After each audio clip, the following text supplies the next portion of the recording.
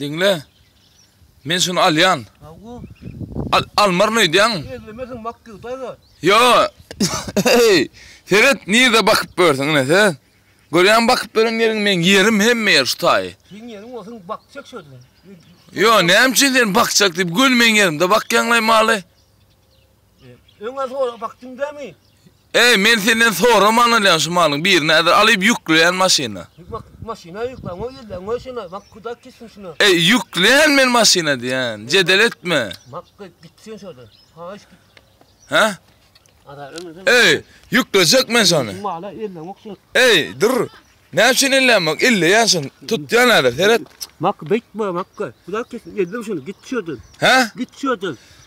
Bana ber diyen birini. Gerçekten makkı. Bu da kesin. Ben mal olsa veredim. Git şöyle. Kimin malı şu kakan kımı? O. Birini alayın son sen yok diye gitti diye. Yok. Ha? Bolan yok makkı. Bolan yok mu? Bolan yok. Boruna gelip alyan lisin şu malı. Şu alın o makkı da kesin. Bastırın makkı da kesin. Bastır. O.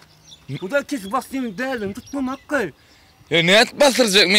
Sen yerime girip malın alsam ne et bastıracak? Bastırabilir ne diyen mi? Bastırın hem bastırman. Ha? Ne et bastıracak?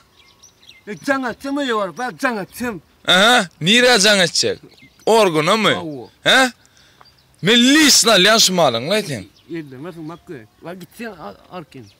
İlleyen yan. Makkı gitşiyor. Kime can edecek? Orguna can edecek mi? Gitsene makkı. Getir alacak men birini. Tut ya nedir? Elleme makkı da. Bastıracak mı? Makkı gitşiyor. Bastıracak mı? Gitşiyor makkı. Ya bastıracak mı? Faş gitşiyordun. Bastıracak ulan mı? Gitşiyordun ha git. Ya gitten haber mi gitten ha? Aha. Canatçım. Çoğdun ne? Onunla böyle onunla ben var ya yürüdüm ha.